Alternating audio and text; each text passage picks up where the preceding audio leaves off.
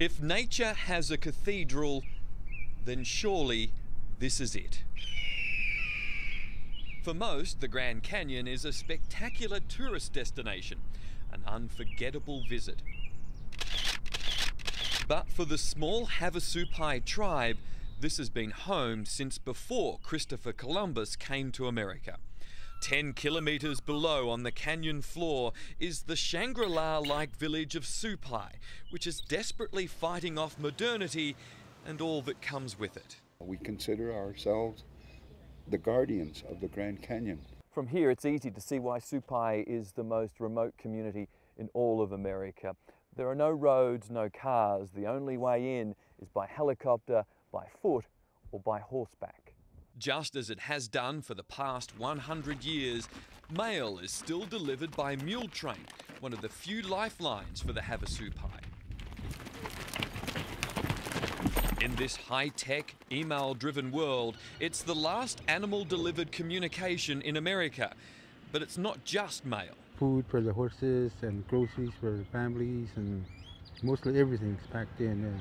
I've heard washing machines come in here. Everything, mattresses and everything, whatever can be tied on. We rode along. Lift. I got it. All right, where's the handbrake? A city slicker who was fooling no one with his best John Wayne impersonation. Here we go. This is Toby. I'm told he knows the way because goodness knows I don't know how to ride a horse. With cliffs disappearing below, it's not the ideal place to learn to ride. Hooves land just centimetres from the edge. That is one big drop. We descend down a series of steep switchbacks until the trail flattens out. What opens up next is a spectacular riverbed which winds its way down the canyon. You walk in and out of this canyon every day. Do you ever get sick of it? Do you ever take it for granted? Never get sick of it. Yeah, I just do it for the work. Yeah, I enjoy the scenery. You know. At times, its banks feel like waves about to break over your head. The suspension on these things are not the best. After 3 hours, we cross a small creek into Supai, insulated by its own remoteness and almost completely surrounded by towering red cliffs. Well, we're finally here in Supai. I think I stopped feeling my bottom about 5 kilometres ago.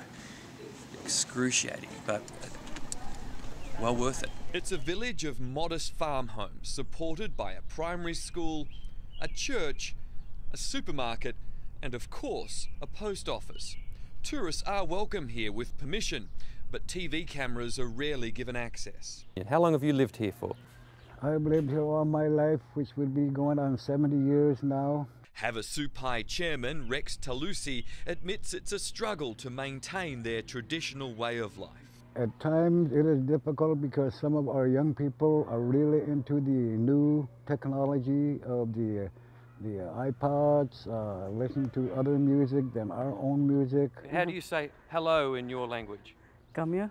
Kamya? Christine Manaxes doesn't feel she's missing out on what other 26-year-olds may have in the world above the canyon. It's not too boring?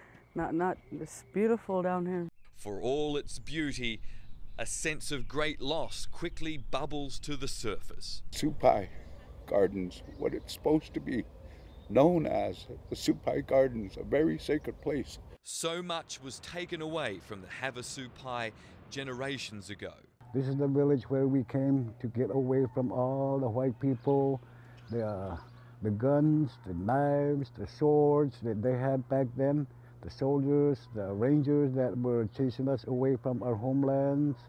The Havasupai were forced to live here at the bottom of the canyon after their homes were burnt or destroyed on their ancestral land on the rim. Now, their very way of life is again under threat, this time through the lifeblood of their community, their water supply. The Havasupai are named after the bright blue-green water that flows through the canyon. Now the tribe fears it could be polluted by mining above.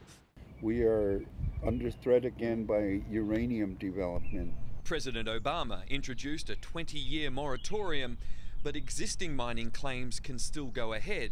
It would contaminate the water. It would kill the ecology, it would kill the culture. That's why, as Native people, we say that it's known as the eighth wonder of the world, but now it may be known as the eighth blunder of the world. We are a small tribe living inside the canyon. We only number at least a little over 700 people. And when we voice our concerns, the government will never listen to what we are concerned for. A small tribe that has already lost so much, now facing losing what's left. We're the only human beings that lived here for centuries and utilized these resources for thousands of years, and we're still here, and we're going to live up to our charge to protect this place. Mike Amor in the Grand Canyon for Weekend Sunrise.